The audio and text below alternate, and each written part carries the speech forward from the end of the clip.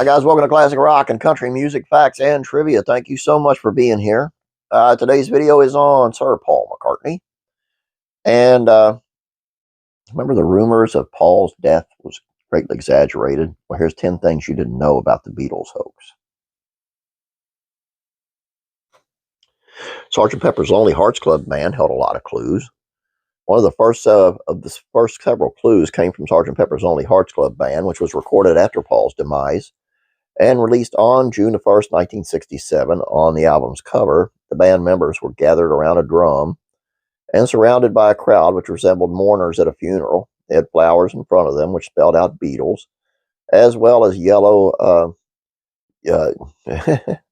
flowers in the shape of Paul McCartney's instrument, a left-handed bass guitar. It's all in the hands. The right hand raised above Paul's head was supposedly a symbol of death in some Eastern societies. Another symbol of mourning was the black clarinet Paul held.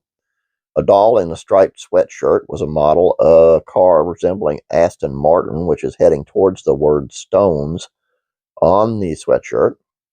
Additionally, on the inside photo spread, McCartney sports a patch that people thought read OPD to stand for officially pronounced dead. It was actually OPP for Ontario Provincial Police. They used mirrors to look for clues.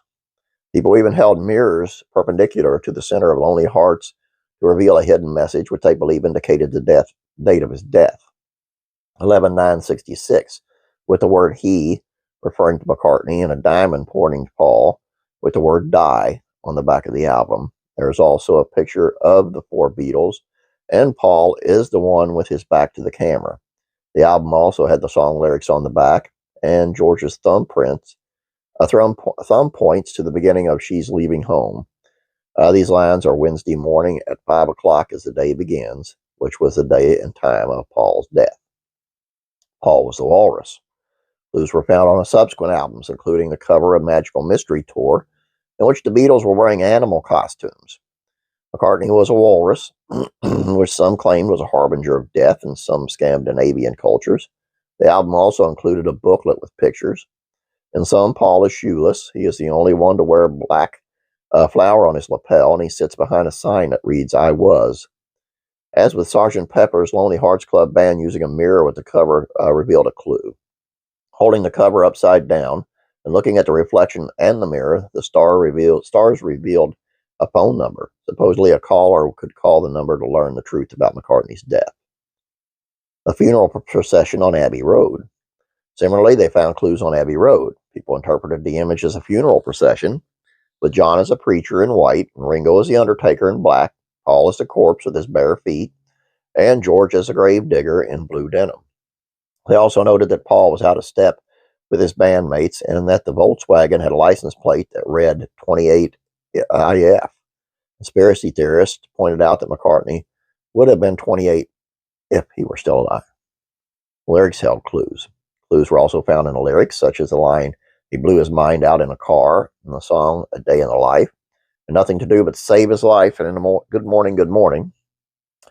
They found indications that it happened on Tuesday in the lyrics of I Am the Walrus, and the time he was pronounced dead and She's Leaving Home. At the end of Strawberry Fields Forever, John Lennon, his voice is distorted, can be heard saying something. Conspiracy theorists claim that he said, I buried Paul, even though Lennon claimed he said cranberry sauce, and the press officer claimed he said, I'm very bored. Some even spun side B of the White Album backward to hear Paul is dead, man, miss him, on the I'm So Sick track. All the clues helped to create a story. Conspiracy theory that developed from the fans' deductions was that Paul McCartney left Abbey Road late on November 8, 1966, a stupid bloody Tuesday, and died in his car.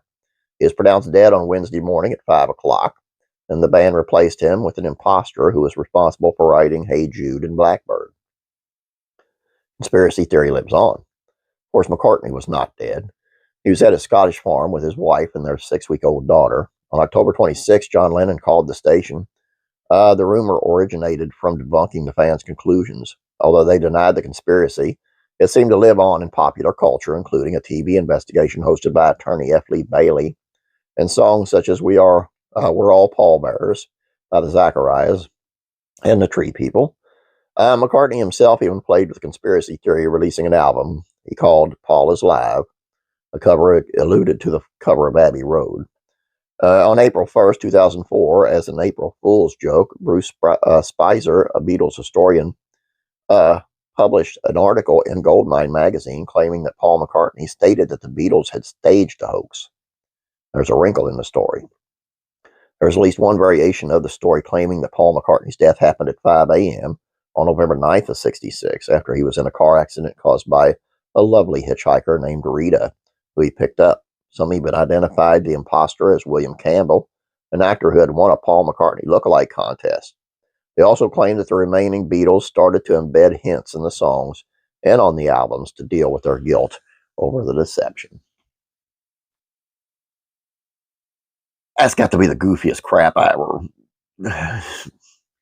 I mean, if it was intentional by the Beatles, good for them, because I mean they pulled one off on a lot of people. It just, why would you? I got nothing better to do back in the '60s, I reckon. I was only 3, so it didn't really affect me at all. But I just find this very funny. Anyway, what would you have done if the internet was that back then? You know, and boy, they could have really spread it on the internet, right? Anyway, I find it funny. Hope you guys found it funny as well. Please don't forget about classic TV facts and trivia. Head on over there, check that out. You guys have a great day.